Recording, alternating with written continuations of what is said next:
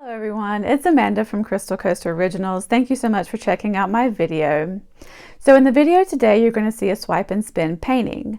And I wanted to talk to you guys a little bit about the pillow paint that we use for the swipe and spins. The pillow paint is just house paint that we use as a base layer.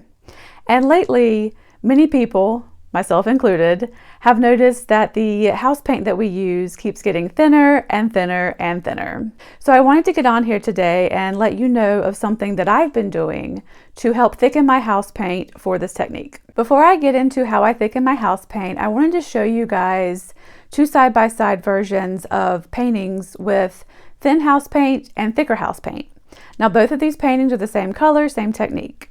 The one I'm going to show you first is the one with the thinner house paint. And you can see it kind of gives you those wonky cells.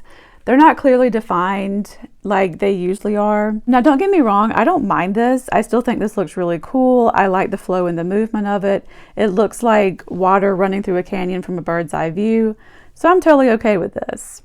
But if you're someone that likes the clear defined cells and lacings better, I think you're going to like this one. So this is the one with the thicker house paint.